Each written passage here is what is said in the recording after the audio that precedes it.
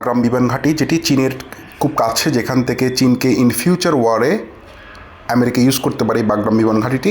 এটির জন্যই মূলত যে পাকিস্তান এবং আফগানিস্তানের সাথে এই যে মনোমালিন্য বা যুদ্ধের আবহ তৈরি হয়েছে। তো 2021 সালে আফগানিস্তান থেকে যে মার্কিন ট্রুপস যে পালিয়ে গিয়েছে, এটার পরে তালিবান সরকার গঠিত হয় আফগানিস্তানে, এবং পরবর্তীতে পাকিস্তানের সাথে আফগানিস্তানের একটি যুদ্ধের অবস্থা তৈরি করে আমেরিকা। এটা আমেরিকার একটা নীতি হলো যে তাদের যেহেতু বাগরাম বিমান ঘাঁটিটি দরকার, তো পাকিস্তান দিয়ে আফগানিস্তানের সাথে একটা কনফ্লিক্ট ওয়ারের সৃষ্টি করা হয়, যেখানে এই ভারত আফগানিস্তানের পক্ষে যুদ্ধের সরবরাহ থেকে শুরু করে, সাপোর্ট থেকে শুরু করে সব কিছুই করবে। তো এক্ষেত্রে ভারতের কী লাভ? ভারতের লাভ হলো যে তার যে পাকিস্তানকে যদি বেলুচিস্তান লিবারাল আর্মি, যেটা ভারত আগে থেকে ইনসিস্ট করে আসছে যুদ্ধের জন্য, ওটাকে আফগানিস্তান তালিবান সাপোর্ট করা, এবং টিটিপি যেটা বর্তমানে পাকিস্তানের খাইবার পাখতুনখোয়াতে আছে, এর ত্রিমুখী, এবং এদিকে কাশ্মীরের দিকে আমরা এই চিত্রে দেখি খাইবার পাখতুনখোয়া, যেখানে টিটিপির খুব একটা সরব উপস্থিতি রয়েছে, এবং টিটিপি এবং তালিবানের মধ্যে একটা আকিদাগত বা বিশ্বাসগত একটা এসব কনফ্লিক্টের সূচনা মূলত মালাক্কা প্রণালী নিয়ে। চীন তার বৈশ্বিক যে ব্যবসা বাণিজ্য, সেটা মালাক্কা প্রণালী হয়ে এটা বিশ্বের চারিদিকে ছড়িয়ে পড়ে, এবং এটা মধ্যপ্রাচ্য হয়ে ইউরোপ হয়ে সে সাপ্লাই চেনটা রক্ষা করে।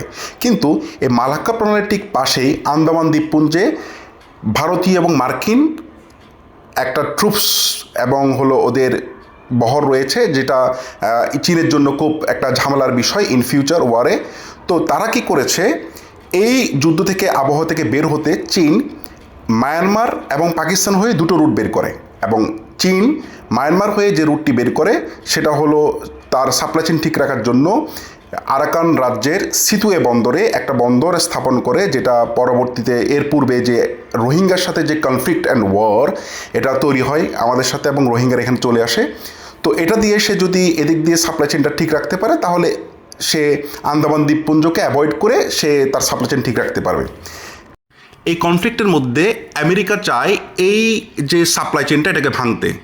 তো সেখানে রাখাইন স্টেটে রাখাইন আর্মি দিয়ে সে ওখানে একটা যুদ্ধাবস্থা ক্রিয়েট করে রেখেছে, যে রাখাইন আর্মিরা মূলত আকিদাগতভাবে ধরে আমরা যদি খ্রিস্টান ধরি, তো তারা চাচ্ছে একটা আরাকান স্টেট যদি দুটো রাষ্ট্র হয়, তাহলে চীন কখনো মায়ানমার এবং আরাকান দুটো রাজ্যের মধ্য দিয়ে তার সাপ্লাই চেইন ঠিক রাখতে পারবে না। যেখানে একটা রাষ্ট্রকেই ম্যানেজ করতে খুব কষ্ট হয়, সেখানে দুটো রাষ্ট্র খুব টাফ। আবার এই আরাকান রাজ্য যদি গঠিত হয়, এটার জন্য বাংলাদেশের ভূখণ্ড খুব দরকার, সাপোর্ট দরকার, এবং বাংলাদেশ থেকে যদি এটা সাপোর্ট পেয়ে যদি আরাকান রাজ্য গঠিত হয়, পরবর্তীতে চীন হয়ে চট্টগ্রাম হয়ে পার্শ্ববর্তী যে মিজোরাম সহ এবং নাগাল্যান্ড সহ একটি দেশ গঠিত হওয়ার সমূহ সম্ভাবনা রয়েছে, যেটা ইন ফিউচারে চীন এবং ভারতকে খুব পেইন দিতে পারে আর কি। এদিকে চীন আবার পাকিস্তান হয়ে ঠিক বেলুচিস্তানের গোয়াদার বন্দরে একটি বন্দর করেছে, যেটা দিয়ে সে তার সাপ্লাই চেনটাকে ওয়ান বেল্ট রোড ইনিশিয়েটিভের সাথে যুক্ত করবে। কিন্তু এখানে এই যে ফ্যাক্টরটা, যে পাকিস্তান বা আফগানিস্তান ওয়ার, এটার মূল ফ্যাক্টরটা আসলে এখানে। এটা নিয়ে পাকিস্তান একটা ফেল্ড রাষ্ট্র, এটাতে 3-4টা ভাগে ভাগ করা যায়। এটা ফর্মার প্রাইম মিনিস্টার কিন্তু ইমরান খান একবার বলেছে যে এটাকে থেকে উত্তরিত হতে গেলে এটা খুব খুব সাবলীল বা সুচিন্তিতভাবে আগাতে হবে। এই যে খাইবার পাখতুনখোয়া, এই খাইবার পাখতুনখোয়াতে রয়েছে তেহরিকে তালেবান, যেটাকে টিটিপি বলে। আবার আফগানিস্তানের সাথে তাদের সাথে একটা সম্পর্ক রয়েছে ধর্মীয় আদর্শগত, আবার যারা ইসলামী শরিয়া বেসড একটা ডেভেলপমেন্ট করতে চায়। আবার বেলুচিস্তানে যে বিএলএ রয়েছে, ওরা আবার ভারতের গোয়েন্দা সংস্থা রয়ের সহায়তায় বাংলাদেশের মতো একটা আলাদা স্বাধীন রাষ্ট্র গঠন করতে চায়, যেখানে বোঝানো হচ্ছে যে তারা বা বাংলাদেশের মতো কি অবহেলিত। তো এইসব রাষ্ট্র যদি গঠন করতে চায়, তাহলে কিন্তু সাপ্লাই চেইন যেটা আছে চীনের সাথে, সেটা কিন্তু ভেঙে যাবে দুটো দেশ হয়ে গেলে।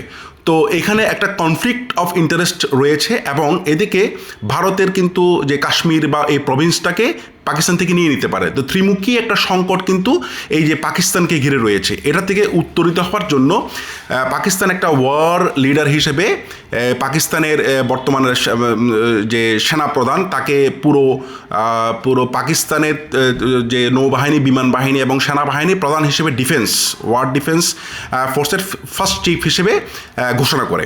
তো তো এই ঘোষণার মধ্যে দিয়ে ওরা আসলে ওয়ারের দিকে যাচ্ছে। এই ওয়ারের জন্য ইমরান খান একটা হলো যে প্রতিবন্ধকতা, কারণ হলো ইমরান খান মূলত হলো একটু চীনপন্থী ঘরানার, এবং আফগানিস্তান ওয়ারের সময় সে তালিবানকে সহায়তা করেছে। তো তালিবানের সাথে তার একটা সখ্যতা রয়েছে। যদি সে ইনকেস যদি পাকিস্তান ক্ষমতায় চলে আসে, তাহলে কিন্তু এই ওয়ারে কিন্তু একটা অন্য লেভেলের একটা একটা রেজাল্ট আসতে পারে। তো এই পাকিস্তানের যে বর্তমান যে সেনাপতি বা সেনাপ্রধান বা ডিফেন্স অফ ওয়ারের যে চিফ, উনি যেহেতু যে ক্ষমতায় আসছে, এবং এর পরবর্তীতে ইন ফিউচার বাংলাদেশের জন্য সেটা কিন্তু আনস্টেবল হতে পারে ভারতের জন্য। কারণ পুরো ভারতীয় ইন্ডিয়ান সাবকন্টিনেন্টে দুটো উগ্রবাদী সংগঠন যদি আমরা বলি, যা ধর্মীয় লেভেল থেকে, সেটা হলো একটা হলো তালিবান, একটা হলো যে আরএসএফ বা যে বিজেপির যে দলটা আছে আর কি। তো এই সামগ্রিক ইন্ডিয়ান সাবকন্টিনেন্টে যদি পাকিস্তানের যুদ্ধের আবহ তৈরি হয়, তাহলে সেটা অবশ্যই বাংলাদেশ, তারপর নেপাল থেকে শুরু করে ইন্ডিয়ান সাবকন্টিনেন্ট প্রত্যেকটা স্টেটকে ইম্প্যাক্ট ফেলবে, ইফেক্ট দিবে। এবং এটার কারণে দক্ষিণ এশিয়ার ভূ রাজনীতি বা ভূমি, তারপর নতুন দেশ হওয়া বা একটা অখণ্ড ভারত হওয়া কিংবা ভেঙে যাওয়া, এসব ইনসিডেন্টগুলো ঘটতে পারে। এবং এটা ওয়ার্ল্ড ওয়ারের, এটা দক্ষিণ এশিয়ার একটা পার্ট হতে পারে, যেটা মধ্যপ্রাচ্য থেকে শুরু করে বিভিন্ন দেশের, পৃথিবীর বিভিন্ন জায়গায় কিন্তু এই ওয়ারটা হতে পারে। তো এটার রেজাল্ট বিভিন্ন রকম আসতে পারে, সেটা আসলে আদৌ আনএক্সপেক্টেড একটা থিওরি। তো আমাদের দেশে যে ডক্টর ইউনূস সরকার স্টেবল করবে, সেটা ডিপেন্ড করছে হলো পাকিস্তান ওয়ার এবং ভারতের সাথে আমাদের সম্পর্কটা আদৌ কতটুকু দাঁড়ায়, এবং ওয়ার্ল্ড ওয়ার শেষ হওয়ার মুহূর্ত আগ পর্যন্ত যে দেশের সিচুয়েশন নানাভাবে পরিবর্তন হতে পারে। তা আমাদের সবাইকে একটু সচেতন হতে হবে ভূ রাজনৈতিক ফ্যাক্টরগুলো নিয়ে, এবং দেশের বাজার ব্যবস্থা থেকে শুরু করে প্রত্যেকটা ইস্যু নিয়ে। ধন্যবাদ সবাইকে।